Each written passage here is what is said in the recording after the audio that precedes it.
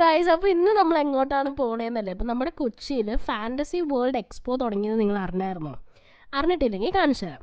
അപ്പോൾ നമ്മുടെ കൊച്ചിയിലാണ് ഇത് നടക്കുന്നത്, എറണാകുളത്തപ്പൻ ഗ്രൗണ്ടിൽ.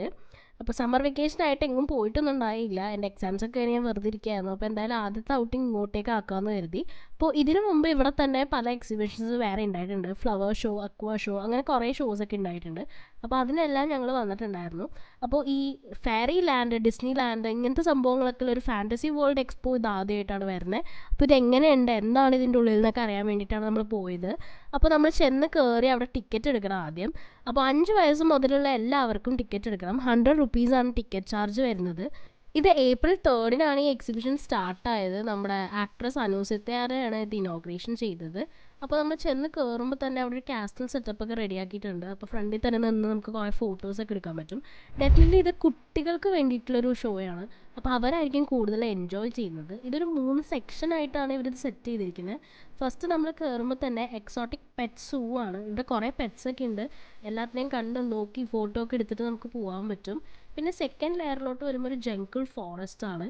അവിടെ ഈ മെക്കാവോ ബേർഡ്സ്, സ്നേക്സ്, അതുപോലെ ഇക്വാനാസ് ഒക്കെ ഉണ്ട്. ഇതിനെ നമുക്ക് കാണാനും കയ്യിലെടുക്കാനൊക്കെ പറ്റും. അപ്പോൾ നമ്മൾ ഇവിടെയൊക്കെ നടന്ന എല്ലാ പെറ്റ്സിനെയൊക്കെ നോക്കി. അപ്പോൾ എല്ലാം മിക്കതും കൂട്ടിൽ തന്നെയാണ്. പിന്നെ നമുക്ക് ഇവിടെ കുറേ ട്രീസൊക്കെ സെറ്റപ്പ് ചെയ്തിട്ടുണ്ട്. അപ്പോൾ അതിൻ്റെ അടിയിലൊക്കെ നിന്ന് നമുക്ക് നന്നായിട്ട് ഫോട്ടോ എടുക്കാനൊക്കെ പറ്റും. അപ്പോൾ നമ്മൾ വേറെ സ്ഥലത്തൊക്കെ കണ്ടേക്കുന്ന ബേർഡ്സിനെയൊക്കെ ഇവിടെ കൊണ്ടുവന്ന് വെക്കുമ്പോഴേക്കും നമുക്കൊരു എക്സൈറ്റ്മെൻ്റ് ആണിത് കാണാൻ. കുട്ടികൾക്ക് തീർച്ചയായിട്ടും ഭയങ്കര ഇൻട്രസ്റ്റിംഗ് ആയിട്ട് തോന്നും, കാരണം അവരിതൊന്നും കണ്ടിട്ടുണ്ടാവില്ല. അപ്പോൾ അവർക്കായിരിക്കും ഡെഫിനറ്റ്ലി ഇത് കൂടുതൽ എൻജോയ് ചെയ്യാൻ പറ്റുന്നത്.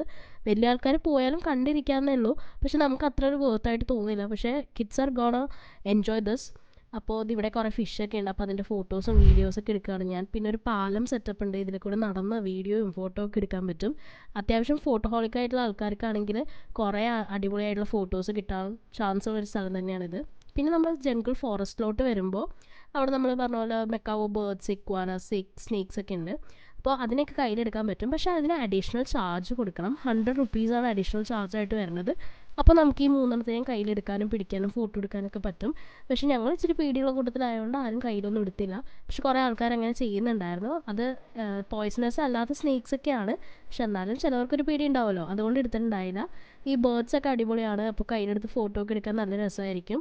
അപ്പോൾ നിങ്ങൾക്ക് താല്പര്യം ഉണ്ടെങ്കിൽ തീർച്ചയായിട്ടും അത് ട്രൈ ചെയ്ത് നോക്കണം. അപ്പോൾ ഇതാണ് നമ്മുടെ ജംഗിൾ ഫോറസ്റ്റിൽ വരുന്നത്. അപ്പോൾ ഇവിടെ ബേർഡ്സൊക്കെ ഇങ്ങനെ പറന്ന് നടക്കുകയാണ്. പിന്നെ നമ്മൾ കയറുന്നത് ഡിസ്നി ലാൻഡിലോട്ടാണ്. എനിക്ക് ഏറ്റവും ഇഷ്ടപ്പെട്ടത് ഈ സ്ഥലം തന്നെയാണ്. ഡിസ്നി ലാൻഡ് വളരെ അടിപൊളിയായിട്ടുണ്ടായിരുന്നു. അവിടെ നമ്മുടെ ഡിസ്നി ക്യാരക്ടേഴ്സ്, മിക്കി മൗസ്, ഡൊണാൾഡൊക്കെ, അങ്ങനെ എല്ലാവരും ഉണ്ട്. അപ്പോൾ അവരുടെ കൂടെ ഫോട്ടോസും ഡാൻസൊക്കെ കളിക്കാൻ നമുക്ക് പറ്റിയിട്ടുണ്ടായിരുന്നു. നല്ല രസമായിട്ടുണ്ടായിരുന്നു. ഫണ്ണാണ് ഇവിടെ ആക്ച്വലി.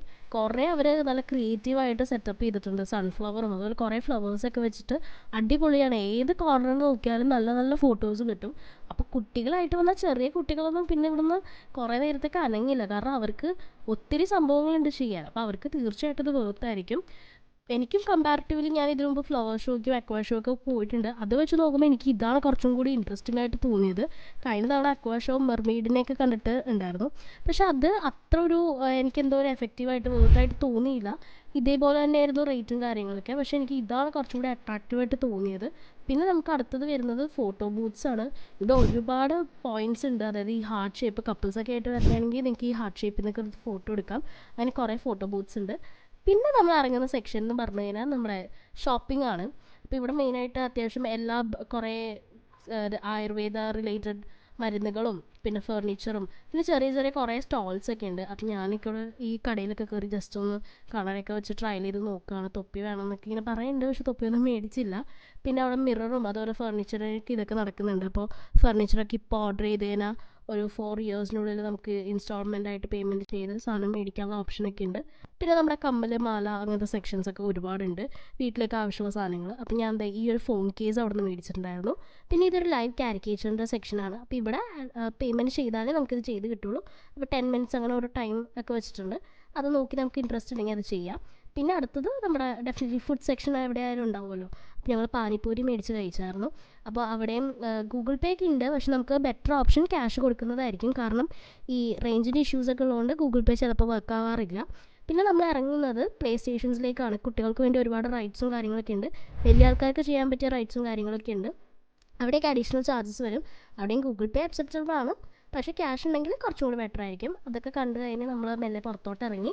അത്യാവശ്യം ഒരു fun exciting summer vacation spend ചെയ്യാൻ പറ്റിയൊരു സംഭവം തന്നെയാണ്. ഞങ്ങളൊരു 6 മണിക്ക് കയറിയിട്ട് 7-7:30 ഒക്കെ ആയി ഇറങ്ങിയപ്പോഴേക്കും. ഇതിന് നോർമൽ ഡേയ്സിലെ ടൈമിംഗ് വരുന്നത് 2 PM to 9 PM ആണ്.